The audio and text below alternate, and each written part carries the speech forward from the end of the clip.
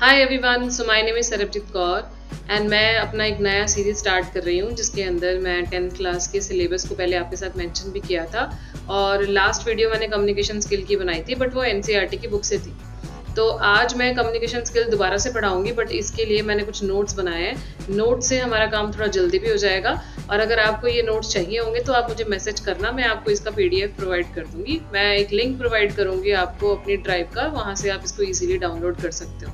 तो जिन जिन को नोट्स चाहिए वो मुझे मैसेज कर दें, ठीक है। तो आज हम इसको नोट से पढ़ेंगे, communication skill class 10th AI. जैसे कि सबको पता ही है कि ये पार्ट ए जो हमारा है एम्प्लॉयबिलिटी स्किल, उसका सबसे पहला चैप्टर है कम्युनिकेशन स्किल।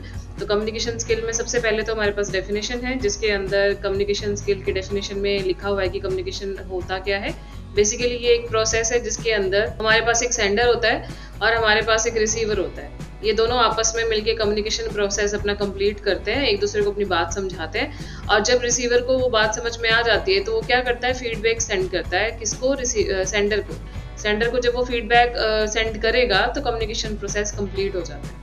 नेक्स्ट हमारे पास कुछ मेथड्स हैं कि किस किस मेथड से हम कम्युनिकेशन प्रोसेस को कंप्लीट कर सकते हैं। तो सबसे पहला मेथड तो हमारे पास है फेस टू फेस, जिसके अंदर हमारे पास एक दूसरे के सामने बैठ के बात करने की ऑप्शन होती है, जिसको हम इंटरपर्सनल भी कहते हैं। जब दो लोग आपस में बैठ के बात करते हैं उसे हम फेस टू फेस कम्युनिकेशन कहते हैं, और जो सबसे ज़्यादा इफेक्टिव मेथड माना जाता है। सेकंड हमारे पास है किसी को लेटर लिखकर या किसी को कोई मेमो सेंड करके आपने मैसेज पहुंचाना है। इसके अंदर आपकी कॉस्ट कम हो जाती है, बट इसके अंदर इफेक्टिव कम्युनिकेशन इतनी नहीं होती as compare to face communication. Next हमारे पास है पोस्टर इन्फो थ्रू चार्ट्स। ये तब काम आता है जब आपको ग्रुप ऑफ लोग पीपल के साथ कम्युनिकेशन करना है। आपको एक ही टाइम पे बहुत सारे लोगों को इन्फॉर्म करना है, कोई भी इन्फॉर्मेशन हो सकती है वो, तो उसके लिए हम इस मेथड को चूज करते हैं। नेक्स्ट इज मीटिंग और सेमिनार, जिसके अंदर हम एक ऑर्गेनाइजेशन की बात करते हैं। इसमें एक बॉस होता है और उसके एम्प्लॉयज होते हैं, और एम्प्लॉयज को इन्फॉर्मेशन देनी है या बॉस को कुछ डिस्कशन करनी है तो उस केस में मीटिंग और सेमिनार्स को कंडक्ट किया जाता है। नेक्स्ट हमारे पास डिजिटल मीडिया। डिजिटल मीडिया जैसे कि न्यूज़पेपर हो गया, हमारे पास न्यूज़ लेटर्स हो गए, ब्लॉग्स हो गए। इसमें भी बहुत सारे लोगों के साथ कम्युनिकेशन की जाती है, जिसमें हमारे पास हम टेक्नोलॉजी की हेल्प लेते हैं, ठीक है। तो ये हमारे हो गए मेथड्स ऑफ कम्युनिकेशन। नेक्स्ट हम चलेंगे टाइप्स ऑफ कम्युनिकेशन। नेक्स्ट हमारे पास है types of communication. Types of communication हमारे पास 4 टाइप्स के हैं। एक है वर्बल कम्युनिकेशन, जिसमें हम एक दूसरे के साथ वर्बली बात करते हैं, ओरली बात करते हैं। नेक्स्ट है नॉन वर्बल कम्युनिकेशन, जिसमें बॉडी के जेस्चर्स आ जाते हैं। हमारे पास हमारी बॉडी लैंग्वेज, हमारे फेशियल एक्सप्रेशंस इंक्लूड होते हैं, ये नॉन वर्बल कम्युनिकेशन होती है। नेक्स्ट हमारे पास है रिटन फॉर्म। रिटन फॉर्म के अंदर हमने कुछ अपने हैंड रिटन इन्फॉर्मेशन किसी को प्रोवाइड किया है कम्युनिकेशन करने के लिए। नेक्स्ट हमारे पास विजुअल फॉर्म। विजुअल फॉर्म के अंदर हमने किसी भी पिक्चर का सहारा लिया है, किसी लोगो का, किसी पोस्टर का, किसी चार्ट का सहारा लिया है। तो ये हमारे आ गए टाइप्स ऑफ कम्युनिकेशन। इंपॉर्टेंट है, एग्जाम में आने के पूरे चांसेस है। 1 मार्क का क्वेश्चन आपका यहाँ से बन रहा है, जिसके अंदर आपसे पूछा जा सकता है कि कम्युनिकेशन क्या होता है। वैसे ये एमसीक्यू में भी आता है। और मेथड्स ऑफ कम्युनिकेशन भी, ये भी इंपॉर्टेंट है, जिसके अंदर हमारे को 1 मार्क का क्वेश्चन यहाँ से आ सकता है, 1 मार्क का क्वेश्चन यहाँ से आ सकता है, ठीक है। 1 मार्क का क्वेश्चन अगर आपको मेथड्स के लिए आता है तो उसके लिए आपको एटलीस्ट 2 यहाँ पे मेथड्स लिखने हैं, और मेथड्स के साथ आपको मेन हेडिंग लिखनी होती है, और फिर आगे आपको उसका डेटा को एक्सप्लेन करना होता है, जो कि इम्पॉर्टेंट है। आप सिर्फ हेडिंग लिखकर मार्क्स स्कोर नहीं कर सकते हो। नेक्स्ट टाइप्स ऑफ कम्युनिकेशन भी अगर आपको आता है तो टाइप्स ऑफ कम्युनिकेशन ये आपको 2 मार्क्स का आने के चांसेस हैं, और 2 मार्क्स में आपको ये चारों टाइप्स लिखने पड़ेंगे। और ये जितना भी आपके सामने लिखा हुआ है इतना ही अगर आप लिख कर आओगे तो आपको 2 मार्क्स पूरे मिल सकते हैं।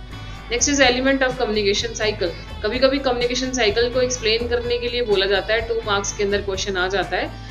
वैसे ये ज़्यादा एमसीक्यू के अंदर बहुत ज़्यादा ये क्वेश्चन आते हैं कि पहला स्टेप कौन सा है, इसका लास्ट स्टेप कौन सा है, और एलिमेंट्स कौन कौन से होते हैं ये कम्युनिकेशन साइकिल के, ये सारे एलिमेंट्स, ये एमसीक्यू के क्वेश्चन ज़्यादा बनते हैं। पर अगर आपको कभी 2 मार्क्स में, जैसे आपके पीरियोडिक्स हो रहे हैं या फिर आपके वो प्री बोर्ड्स हो रहे हैं, उसमें अगर ऐसा क्वेश्चन आ जाता है तो उसके अंदर आप ये डायग्राम बना के भी आ सकते हो, और इसके साथ आपको इसके एलिमेंट्स को भी एक्सप्लेन करना होगा। जैसे कि कम्युनिकेशन साइकिल जो है कंप्लीट तब होती है जब हमारे पास एक सोर्स है, मतलब हमारे पास एक सेंडर है और हमारे पास एक रिसीवर है।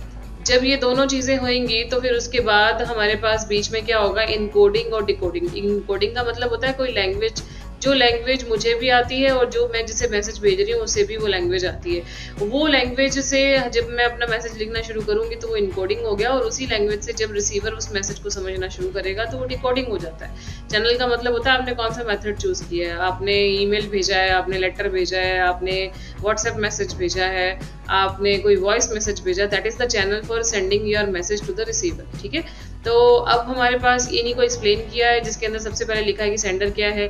सेंडर एक पर्सन है जिसने मैसेज को भेजा।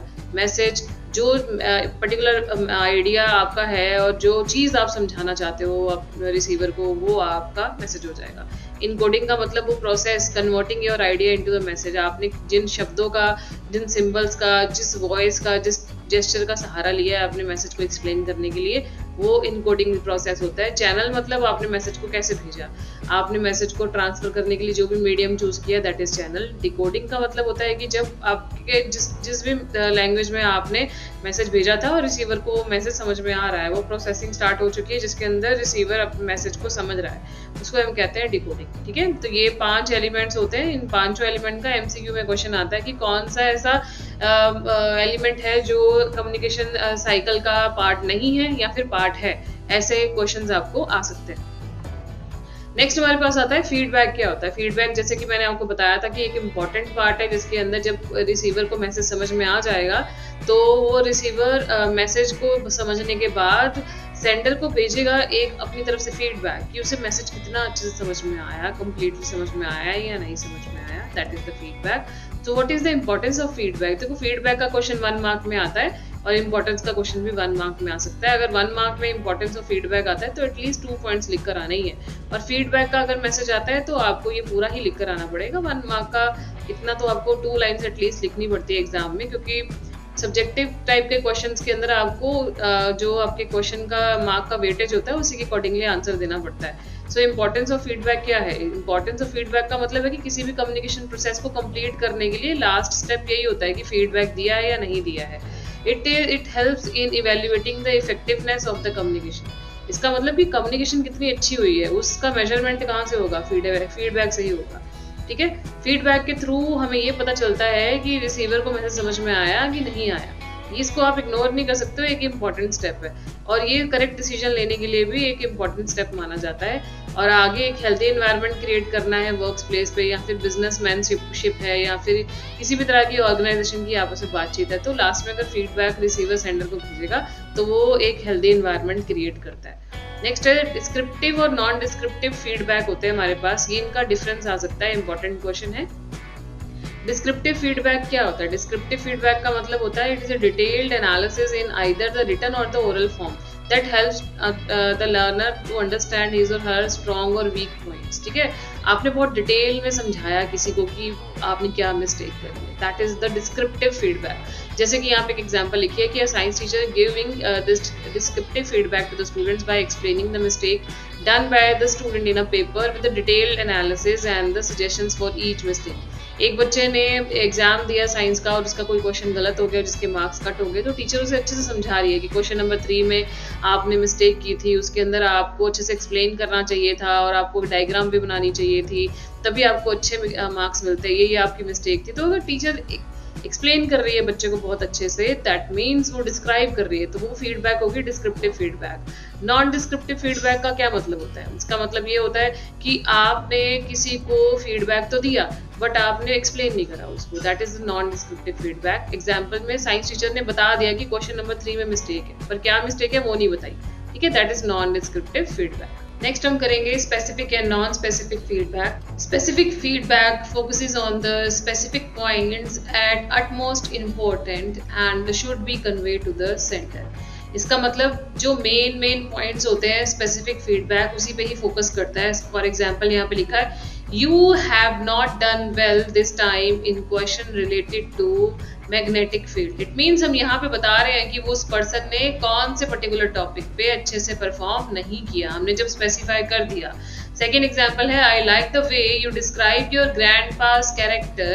I make me feel, sorry यहाँ पे I नहीं it आना चाहिए, it makes me feel like I know him too। तो इसका मतलब कि आपने जो कैरेक्टर डिस्क्राइब किया है, कोई भी प्ले होगा उसमें एक कैरेक्टर को स्पेसिफाई करके बताया कि ये कैरेक्टर जो आपने डिस्क्राइब किया है वो बहुत ही अच्छा था और ये बिल्कुल मन को अटैच कर गया। तो आप जब किसी भी चीज़ पे पॉइंट आउट करके किसी को फीडबैक देते हो, that is specific feedback.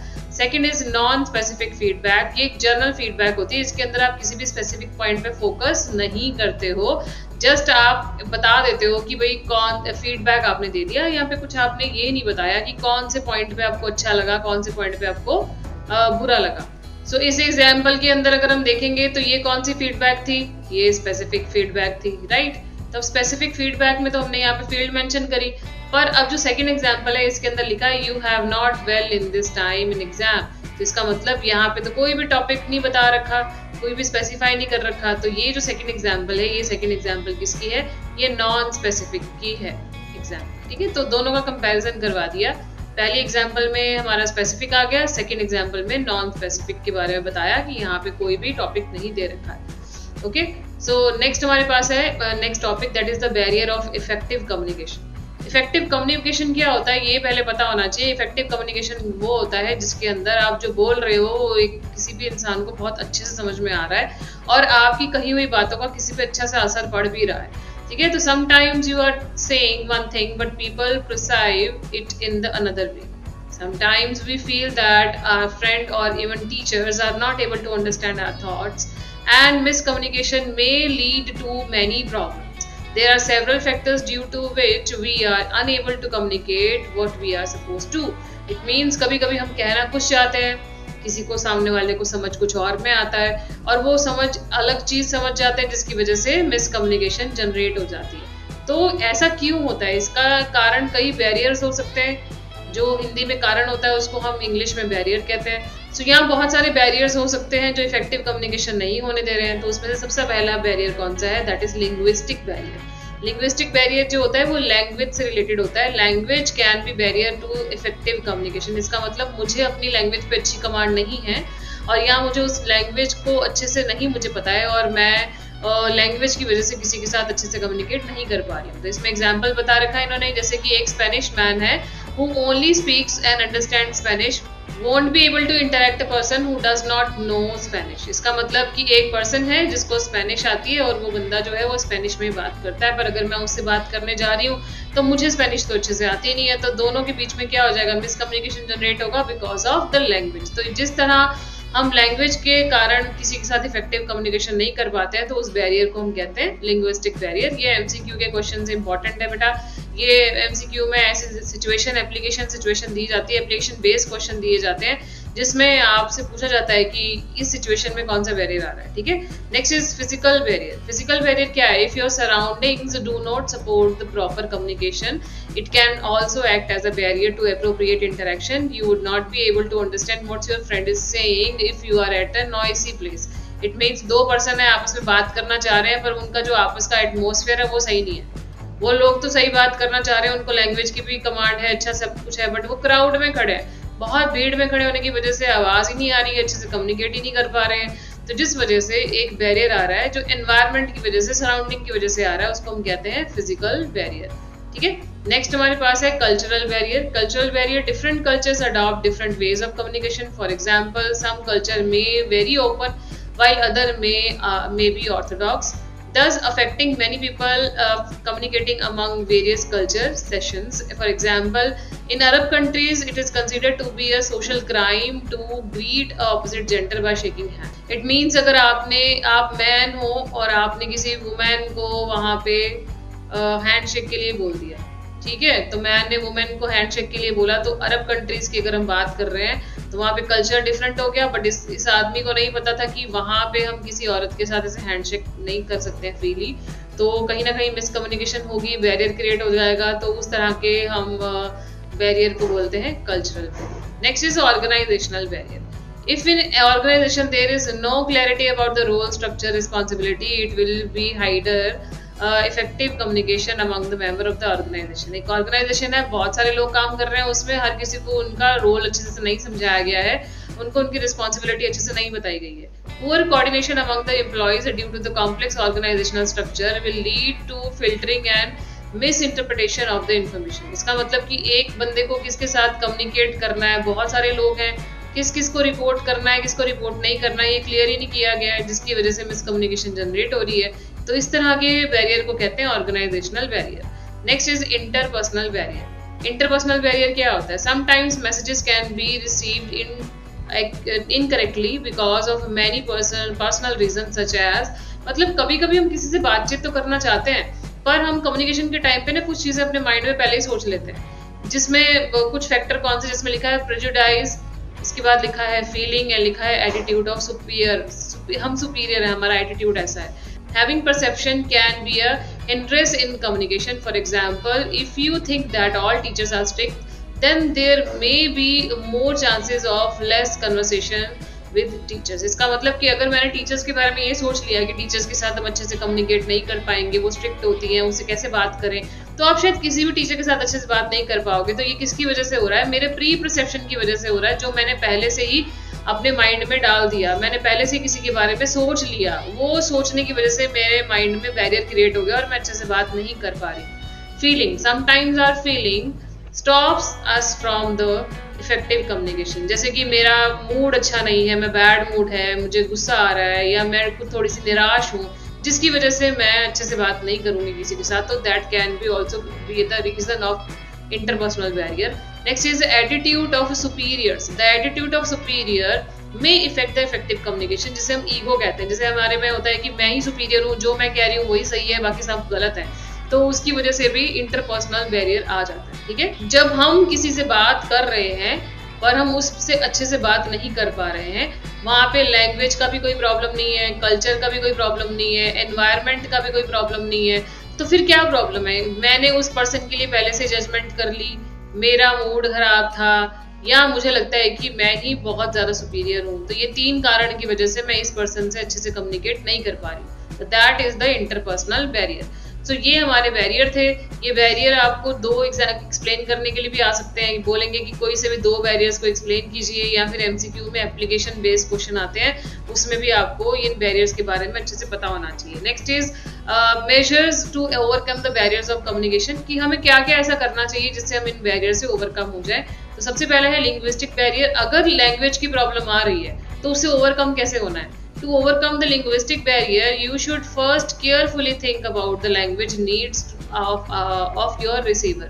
So इसमें क्या होता है कि अगर मुझे पता है कि मैं जिस पर्सन से बात कर रही हूँ उसकी लैंग्वेज की प्रॉब्लम है, तो वहाँ पे मैं किसी और विजुअल चीज़ों का सहारा ले सकती हूँ, जैसे कोई फोटोग्राफ्स, कोई ड्राइंग्स या कोई डायग्राम्स। तो कोई ऐसी नॉन वर्बल कम्युनिकेशन करके मैं लिंग्विस्टिक बैरियर को ओवरकम कर रही हूँ। जैसे कि मैंने एक एग्जांपल पहले भी दी थी कि अगर एक पर्सन जो है वो स्पेनिश जानता है बट मुझे वो स्पेनिश लैंग्वेज नहीं आती है, तो मे बी मैं फोटोग्राफ्स का सहारा ले सकती हूँ, मे बी मैं किसी ड्राइंग का सहारा ले सकती हूँ। अगर इवन अब आप तो ट्रांसलेटर्स भी आ चुके हैं मार्केट में, गूगल ट्रांसलेटर है हमारे पास, वहां से ट्रांसलेट करके भी हम कम्युनिकेट कर सकते हैं। सो we have to find out another substitute method to overcome this linguistic barrier. Okay, so we can use translator also. Next is overcoming the physical barrier, कि मुझे पता है कि मेरा environment मेरे लिए favorable नहीं है, वहाँ पे बहुत noise है, मैं अच्छे से communicate नहीं कर पा रही हूँ, तो मुझे क्या करना चाहिए? तो to avoid this you may lower the volume or move far from the noisy place. या तो बहुत ज़्यादा शोर हो रहा है तो बहुत ज़्यादा शोर वाली जगह पे जाओ ही मत, या फिर आपको ये लग रहा है कि मैं किसी भी तरह से यहाँ पे बातचीत नहीं कर पा रही हूँ, तो आपको उस पर्टिकुलर जगह से दूसरी जगह पे शिफ्ट होना ही पड़ेगा ताकि आपकी जो फिजिकल बैरियर है वो रिमूव हो जाए। Next is cultural barrier. Cultural barrier का मतलब है कि अगर कभी कभी ऐसा होता है कि कल्चर के बारे में हमें नहीं पता और इम्प्रॉपर कल्चर ना जानने की वजह से, या फिर किसी भी तरह से मैं किसी की कल्चर को मैं हर्ट ना कर दूं, तो उससे पहले आपको क्या करना पड़ेगा? आपको पहले उस कल्चर के बारे में अच्छे से समझ के जाना पड़ेगा ताकि आप वहाँ पे मिसअंडरस्टूड ना हो जाए। डिफरेंट कल्चर के बारे में थोड़ी सी नॉलेज लेकर अगर आप पहले से जाएंगे तो आप मिसअंडरस्टूड नहीं होंगे और बैरियर से ओवरकम कर लेंगे। Next is organisational barrier. इस बैरियर को ओवरकम करने के लिए आपको अपने सारे एम्प्लॉयज को प्रॉपर सारे रोल्स सिखाने पड़ेंगे, उनके रोल्स को यहाँ पे क्लैरिफाई करना पड़ेगा, एक प्रॉपर ओरिएंटेशन प्रोग्राम कंडक्ट करना पड़ेगा, सारे एम्प्लॉयज को उनकी रिस्पॉन्सिबिलिटी बतानी पड़ेगी, आपस में वो आप रिलेशन बिल्ड करके रखें ये भी बताना पड़ेगा, उनसे फीडबैक भी लेना पड़ेगा कि आपको यहाँ पे कैसा लग रहा है और आपको लगता है कि हम एक हेल्दी एनवायरनमेंट बनाने के लिए कुछ इम्प्रूवमेंट करना चाहते हैं तो आप उसके बारे में भी उनसे सजेशन लोगे। एक बहुत बढ़िया सा एनवायरनमेंट बनाने की कोशिश करोगे जिससे ऑर्गेनाइजेशनल बैरियर ओवरकम हो जाएगा। नेक्स्ट इज इंटरपर्सनल बैरियर को कैसे ओवरकम करना है। इंटरपर्सनल बैरियर आता क्यों है? जब हम किसी के बारे में पहले से जजमेंट कर लेते हैं या ईगो आती है या हमारा मूड अच्छा नहीं होता है, उससे ओवरकम करने के लिए हमें क्या करना चाहिए? हमें जब भी किसी से बात करनी है तो सिंपल वर्ड्स का सहारा लेना चाहिए। हमें अपनी ईगो को साइड रख के दूसरों की बात भी सुननी चाहिए। हमें किसी को क्रिटिसाइज नहीं करना, अगर करना भी है तो पॉजिटिव वे में उनको अच्छे से एक अच्छी लैंग्वेज यूज करके ही बात करनी है। हमें कभी भी किसी को प्री जज नहीं करना होता है, किसी के साथ बायसनेस या डिस्क्रिमिनेशन कभी भी नहीं करना है, अगर आप इस बैरियर से ओवरकम करना चाहते हैं तो। सो आई थिंक बैरियर और उससे ओवरकम करने की सारी टिप्स आपको पता होंगी। ओवरकम करने के लिए कभी कभी 1 मार्क का क्वेश्चन आ जाता है कि write down some tips to overcome the organisational barrier. So ऐसा भी आ सकता है कि what is organisational barrier and how can you overcome that barrier, write down any 2 or 3 tips, वो आपसे पूछेंगे। तो ये 2 मार्क्स का भी आ सकता है, ये 1 मार्क का भी क्वेश्चन आ सकता है। ठीक है, नेक्स्ट हमारे पास है प्रिंसिपल ऑफ इफेक्टिव कम्युनिकेशन। पहले तो इफेक्टिव कम्युनिकेशन होता क्या है ये पता होना चाहिए। इफेक्टिव कम्युनिकेशन वो होती है जिसमें लिखा है means to transfer of the exact message in time with clarity. आप अपना मैसेज किसी को समय पे पहुंचा देते हो और बहुत क्लैरिटी से पहुंचाते हो, उसको इफेक्टिव कम्युनिकेशन कहते हैं। इसके कुछ प्रिंसिपल्स होते हैं, जैसे कि सबसे पहला प्रिंसिपल है क्लैरिटी, कि आपका मैसेज सामने वाले को समझ में आना चाहिए, जिसके लिए आपको उसे क्लियरली भेजना है। Attention, receiver should be fully attentive. जब भी आप किसी से बात कर रहे हो, आप तो सेंडर हुए, पर कम्युनिकेशन प्रोसेस करने के लिए अगर आप रिसीवर बन जाते हो, आप रिसीवर हो और आप किसी का मैसेज सुन रहे हो, तो आप फुली अटेंटिव रहोगे तभी तो आपको समझ में आएगा ना। तो इसका मतलब कि जब क्लास में मैम कोई बात करती है तो हमारा ध्यान नहीं जाता, पर अगर हमारा फेवरेट टॉपिक की बात होती है तो हमारा ध्यान जाता है। तो इसीलिए हम अगर अपना किसी भी चीज़ पे अटेंशन अगर रखेंगे तो हम एक अच्छे रिसीवर बन जाएंगे और इफेक्टिव कम्युनिकेशन हो सकती है properly. Next is consistency. Consistency का मतलब है कि हमेशा आपको अपना मैसेज डिलीवर करना है। The communication should always be consistent, reliable और regular with the planned objective. इसका मतलब किसी से बात करने के लिए पहले पूरी प्लानिंग करके जाओ कि भाई क्या क्या बात करनी है, किस तरह से बात करनी है, रोज अगर बात करनी है, अगर आपने अपने किसी ऑर्गेनाइजेशन या अपने कितनी कुछ कलीग्स के साथ बात करनी है तो प्लानिंग करके करना है। हर एक चीज को पहले से ही प्री डिसाइड करके ही बातचीत करनी है। Next is adequacy. एडुकेसी का मतलब है the information being communicated should be adequate enough that complete in all respects, never convey incomplete और इनएडुकेट इंफॉर्मेशन। किसी भी टॉपिक पे अगर आप बात कर रहे हो, कोई भी टॉपिक हो सकता है, फॉर एग्जाम्पल वो टॉपिक हमारा इंटरनेट ही है, ठीक है। इंटरनेट के टॉपिक पे अगर आप किसी से बात कर रहे हो तो इंटरनेट की फुल आपको इन्फॉर्मेशन देनी है, आधी अधूरी इन्फॉर्मेशन नहीं देनी है, उस टॉपिक को फुल्ली कवर करना है। Next is timeless. टाइमलेस मतलब the message should convey in the stipulated time. It means आपने जो भी टाइम डिसाइड कर रहा है उस टाइम को आपने also the feedback should must all be conveyed in time, otherwise the communication will lose its importance। इसका मतलब अगर मेरे को किसी के साथ 5 बजे जाके मिलना है तो मुझे 5 बजे ही उसके साथ मीटिंग करनी चाहिए, मुझे 5 के 9 नहीं बजाना है, ठीक है। टाइम का आपको ध्यान में रखना है। और अगर रिसीवर आपके साथ कम्युनिकेट कर रहा है तो वो भी टाइमली आपको फीडबैक सेंड कर दे, जिससे कम्युनिकेशन का इंपॉर्टेंस रहेगा और एक इफेक्टिव कम्युनिकेशन बन जाएगी। Next is feedback. फीडबैक क्या होता है? So next is feedback. Feedback का मतलब होता है communication have must feedback confirmation from the recipient whether the message have been understood by the recipient और नॉट। कि ये एक इम्पॉर्टेंट पार्ट है इफेक्टिव कम्युनिकेशन का, इसे इग्नोर हम नहीं कर सकते हैं। इसी से ही हमारी कम्युनिकेशन प्रोसेस कंप्लीट होता है। और रिसिप्टेंट मतलब रिसीवर को ये भूलना नहीं है कि उसे सेंडर को प्रॉपर कम्युनिकेशन करने के लिए फीडबैक हमेशा देना चाहिए। Next is economy. The communication should take place in way that cost optimally. We must choose the communication medium which involves less cost. मतलब कि अगर मैं किसी से बात कर रही हूँ तो बात करने के लिए मुझे वो मीडियम चूज करना है। जैसे कि अगर मैं किसी से कॉल पे बात कर रही हूँ, राइट, तो कॉल पे बात करने के लिए अगर मैं व्हाट्सएप कॉल लगाती हूँ तो मुझे सस्ती पड़ेगी। अगर मैं किसी के साथ इंटरनेट की मदद से कोई कॉन्फ्रेंस या मीटिंग कर रही हूँ ऑनलाइन, वो भी मुझे बिल्कुल इकोनॉमिक पड़ेगी। पर अगर मैं किसी के साथ डेली मीटिंग करने के लिए जा रही हूँ और मुझे 1-on-1 मीटिंग करनी है, 1-on-1 मीटिंग करने के लिए मैं बैठी हूँ बैंगलोर में और मुझे दिल्ली जाना है और मैंने स्पेशली मीटिंग करने के लिए पहले टिकट बुक करवाई है, फिर मैं दिल्ली गई हूँ, फिर मैं वहाँ से वापस लौट के आई हूँ। तो ये कॉस्ट ज़्यादा खा लेगा आपका।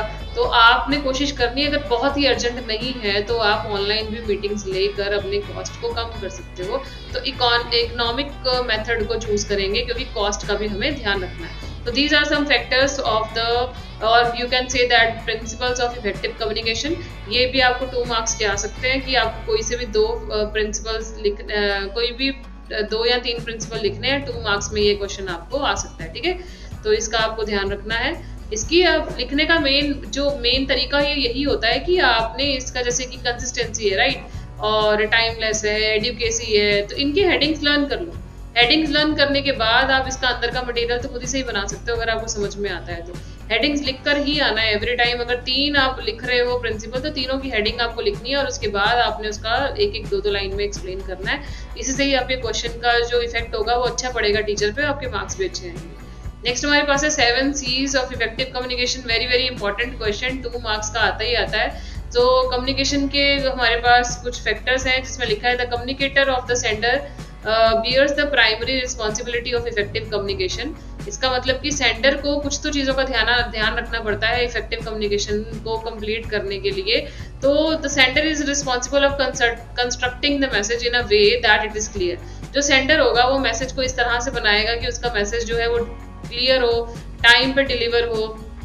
उसके लिए उसको 7 C's को अपने माइंड में रखना पड़ेगा, जिससे एक सेंडर बहुत अच्छा मैसेज बिल्ड कर पाए और कम्युनिकेशन में एक अपना रोल प्ले अच्छा से कर पाए। तो ये 7 C's हैं। 7 के 7 C's पता होने चाहिए, clear, concise, concrete, correct, coherent, complete and courteous.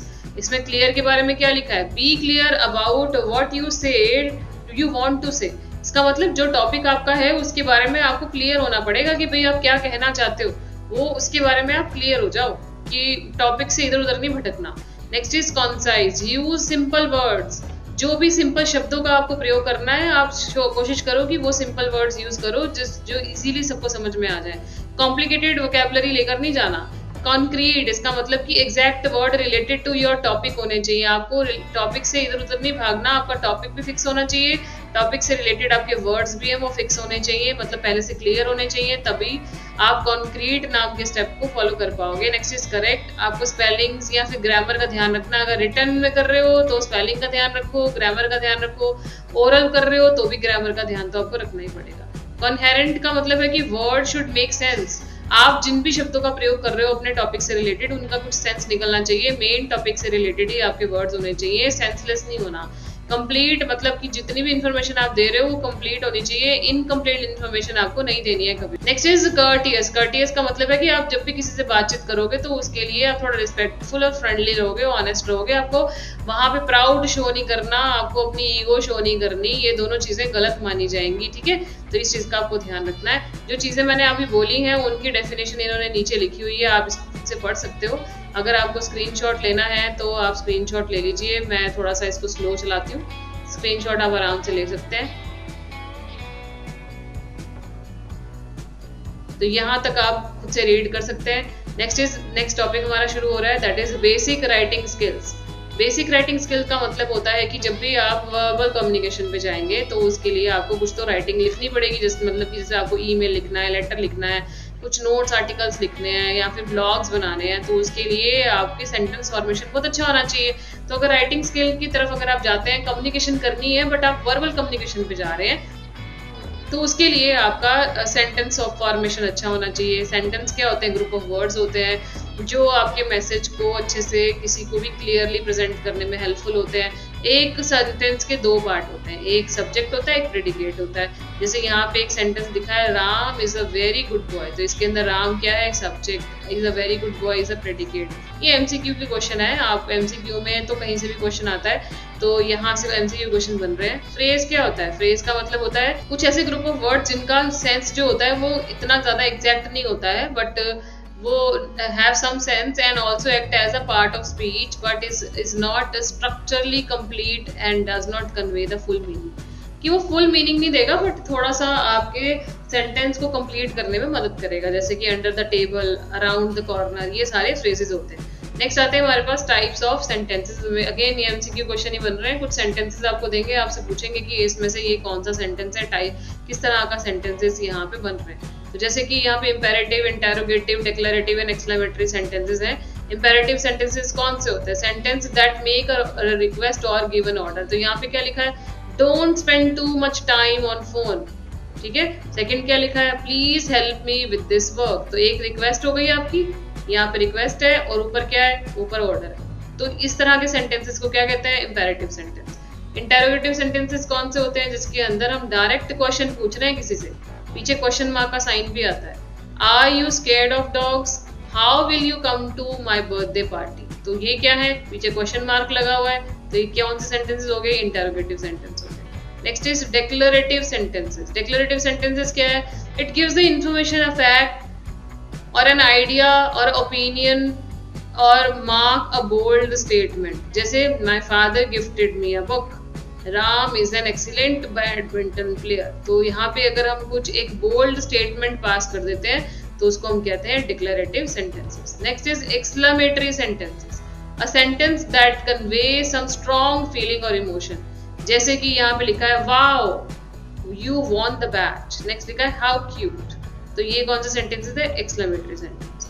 Next is part of sentence. Sentence के अलग अलग पार्ट होते हैं, जैसे कि हमने अभी सीखा भी था कि सब्जेक्ट होता है, प्रेडिकेट होता है और एक ऑब्जेक्ट भी होता है। सब्जेक्ट वो पर्सन है सेंटेंस में जिस पर्सन के बारे में बात की जा रही है, उस प्लेस के बारे में या किसी मेन थिंग के बारे में बात की जा रही है। जैसे कि the old man build a road, तो इसमें क्या हो गया? ओल्ड मैन क्या हो गया? यहाँ पे ओल्ड मैन हो गया एक subject. And the predicate say something about the sentence. The predicate of the sentence include a verb, everything that follows it. So यहाँ पे ओल्ड मैन जो है ये सब्जेक्ट है और जो प्रेडिकेट होगा वो क्या होगा? प्रेडिकेट वो होगा जो इस ओल्ड मैन के बारे में बताएगा। ठीक है। बिल्ड, उसने क्या काम किया। ठीक, तो इसीलिए इसने ओल्ड मैन को क्या बताया? सब्जेक्ट बताया। सो यहाँ पे नेक्स्ट हमारे पास क्या है? नेक्स्ट हमारे पास क्या है? ऑब्जेक्ट। ऑब्जेक्ट के अंदर लिखा है कि ऑब्जेक्ट क्या हो सकता है? ऑब्जेक्ट वो चीज है जिसके बारे में बात हो रही है हमारे सेंटेंस में। जैसे कि the old man built a road, तो इसमें क्या होगा? यहाँ पे अ रोड। नेक्स्ट हमारे पास है पार्ट्स ऑफ स्पीच। जब भी एक स्पीच करना होता है हमें, तब स्पीच को कंप्लीट करने के लिए हमारे पास अलग अलग तरह के पार्ट्स होते हैं। जैसे कि नाउन होता है, प्रोनाउन होता है, verb, adjective, article, proposition, conjunction, interjection and adverb. आप 10th क्लास के अगर स्टूडेंट्स हो तो आपको तो इसके बारे में सब कुछ पता होगा, इसे अलग से कुछ डिफाइन करने की जरूरत नहीं है। बस आप एक एक चीज पढ़ के इसके अंदर से चले जाना। इनकी एग्जांपल्स अगेन एमसीक्यू में क्वेश्चन आ सकता है। एक सेंटेंस देख के आपसे पूछ सकते हैं कि इसमें से आर्टिकल फाइंड आउट करें, आर्टिकल कौन सा है, एडवर्ब कौन सा है। इस तरह से आर्टिकल कौन कौन से होते हैं? ए, एन और द होता है। और जिसके अंदर जो द है वो यूनिवर्सल ट्रुथ के लिए यूज होता है। आपको पता ही है द किस लिए यूज होता है। ए और एन किस लिए यूज होगा? जहाँ पे स्पेसिफिक यहाँ लिखा है that the it is use for a noun that are not specific और नोन बिफोर, उनके लिए हम ए और एन यूज करते हैं। इसके अलावा एक पैराग्राफ जब बनता है तो उस पैराग्राफ को बनाने के लिए हम किन चीजों का ध्यान रखते हैं? पैराग्राफ को पहले हम आउटलाइन करते हैं, जैसे कि हम उसका टॉपिक डिसाइड करते हैं। उसके बाद फिर हम पैराग्राफ के टॉपिक के सेंटेंसेस फॉर्म करते हैं। फिर उसके बाद हम सपोर्टिव सेंटेंसेस, मतलब हम शुरुआत कहाँ से करेंगे अपने पैराग्राफ की। फिर उसके बाद कंक्लूडिंग सेंटेंसेस, मतलब हमने बीच में क्या लिखना है, पैराग्राफ के बीच में क्या आएगा, ये तो हमारा स्टार्टिंग फर्स्ट सेंटेंस हो जाता है। और उसके बाद हमारे पास लास्ट स्टेप आता है जिसके अंदर लिखा है combine all the lines to get the final paragraph. तो ये लास्ट सेंटेंसेस, मतलब कि हम फाइनल टच कर रहे हैं, जो जो चीज़ें हमने ढूंढी थी इधर उधर से उनका हम फाइनल करेंगे और लास्ट सेंटेंस को फॉर्म करके पैराग्राफ हमारा कंप्लीट हो जाएगा। नेक्स्ट इज एक्टिव और पैसिव वॉइस। ये सबको पता ही है। एक्टिव और पैसिव वॉइस में क्या करते हैं? जैसे कि यहाँ पे लिखा है Radha is reading a book, ये एक्टिव वॉइस है। और a book is being read by Radha, ये पैसिव वॉइस है। अगेन इसके बारे में बताने की मुझे जरूरत नहीं है, ये आप सबको पता होगा। तो इसी के साथ कम्युनिकेशन स्किल के ये जो नोट्स है ये खत्म होते हैं। कम्युनिकेशन स्किल के जो जो इंपॉर्टेंट क्वेश्चन बन रहे हैं वो मैंने आपको बता दिए। एग्जाम में, फाइनल एग्जाम में अगर आप मान के चलो तो कम्युनिकेशन स्किल में कम से कम 10 नंबर का पेपर तो आपको मिलता ही है। बहुत इंपॉर्टेंट चैप्टर है, इसको आप ऐसे इग्नोर नहीं कर सकते हो। बाकी इसके अलावा अगर कोई और प्रॉब्लम है तो आप मेरे को चैट बॉक्स में बता सकते हो। आप एनसीईआरटी को भी फॉलो कर सकते हैं। एनसीईआरटी की बुक को आप डाउनलोड कर सकते हैं। आपको सिर्फ गूगल पे जाना है और गूगल पे जाके आपको सिर्फ ये लिखना है एम्प्लॉयबिलिटी स्किल। एम्प्लॉयबिलिटी स्किल लिखेंगे तो आपके पास एक पीडीएफ बुक आ जाएगी 10th क्लास की। उसका सबसे पहला चैप्टर है कम्युनिकेशन स्किल, ये जो मैंने अभी यहाँ पे करवाया। आप सेम चीज़ कम्युनिकेशन स्किल के चैप्टर की एनसीईआरटी के बुक से भी पढ़ सकते हैं।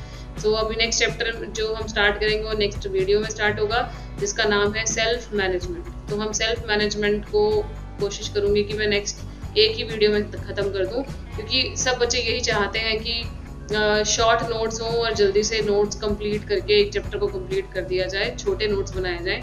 सो आपको अगर ये वीडियो अच्छी लगी तो वीडियो को लाइक कीजिएगा, चैनल को सब्सक्राइब कीजिएगा। अगर कोई प्रॉब्लम लगती है तो उस प्रॉब्लम को आप कमेंट बॉक्स में मेंशन कर सकते हैं। अच्छा लग रहा है या बुरा लग रहा है, किसी भी तरह का कमेंट अगर आप करना चाहते हैं, मोस्ट वेलकम, आप ज़रूर कीजिए।